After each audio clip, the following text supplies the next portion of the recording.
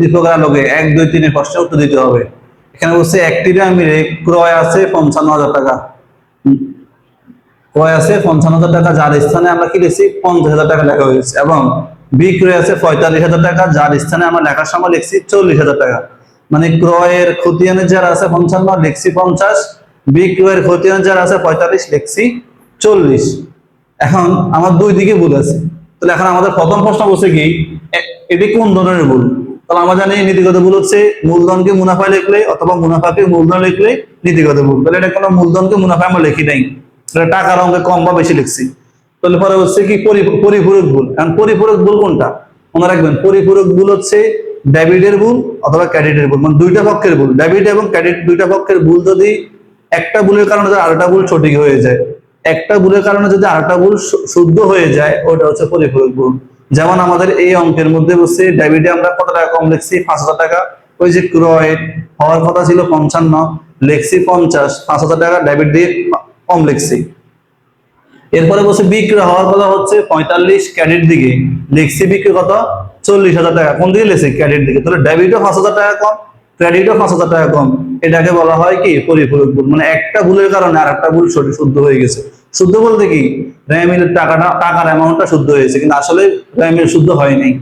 পরেরটা বলছে কি লেখার ভুল। লেখার ভুল আমরা জানি টাকার অঙ্ক কম বা বেশি লিখছি, এটা তখন হবে একটা পক্ষের, এখানে দুইটা পক্ষের ভুল আমরা লিখছি, দুইটা পক্ষের ক্ষেত্রে ওইটা হয় পরিপূরক ভুল। আবার দেখেন লেখার ভুল আর পরিপূরক ভুলটা আবার গড়মিল না হয়। লেখার ভুল হবে একটা পক্ষের, মানে শুধু ডেবিট অথবা শুধু ক্রেডিট পক্ষের ভুল, আর পরিপূরক ভুল হবে ডেবিট এবং ক্রেডিট উভয় পক্ষের ভুল হলে এটা হবে কি পরিপূরক ভুল।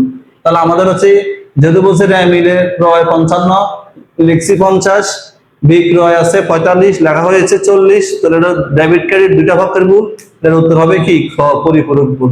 আশা করি এটা বুঝতে পারছেন। এরপরে কি বলছে 2 নম্বর, র্যামিলের যোগফল কত টাকা কম বা বেশি দেখানো হয়েছে। আমরা এই র্যামিলের যোগফলটা যে র্যামিলটা করছি, র্যামিলের যোগফল তো আমাদের হয়েছে, যোগফল আমরা কত টাকা কম বা বেশি লিখছি কেন, আমরা এখানে লিখছি 55 জায়গায় 50, এখানে লিখছি 45 জায়গায় 40, এখানে যোগফলটা কত টাকা কম বা বেশি লিখছি। আমরা অবশ্যই কম লিখছি, বেশি তো লিখি নেই। যোগফল বলছে, টোটাল বলা নাই, সর্বমোট ডেবিট এবং ক্রেডিট গুলো কত টাকা কম লিখছে এটা বলা নাই, বলছে যোগফলটা কত টাকা। ধরেন আমাদের হওয়ার কথা ডেবিট দিকে 5,000 টাকা বেশি, আমরা 5,000 টাকা কম লিখছি, এবং হওয়ার কথা ক্রেডিট দিকে 5,000 টাকা বেশি, আমরা লিখছি 5,000 টাকা কম। তাহলে আমার যোগফল কত টাকা কম লিখছেন, উত্তর হবে 5,000 টাকা কম লিখছি। আমরা 5,000 টাকা কি লিখছি কম লেখা হয়েছে। আশা করি বুঝতে পারছেন। পরে বলছে প্রস্তুতকৃত র্যামিল ও সঠিক র্যামিলের পার্থক্য। এই যে কম বা বেশি লিখছি, কম যেটা লিখছি এটাই পার্থক্য হবে। তাহলে আমাদের র্যামিলের যোগফল হওয়ার কথা ধরেন 5,000 টাকা বেশি হওয়ার কথা, কিন্তু 5,000 টাকা যেহেতু কম লিখছি দুই দিকে, এই জন্য বুঝতে হবে কি 5,000 টাকা আমরা কম লিখছি। পার্থক্য কত হবে, র্যামিলের যোগফল প্রস্তুতকৃত র্যামিলের সঠিক ও সঠিক র্যামিলের পার্থক্য হবে কত টাকা 5,000 টাকা।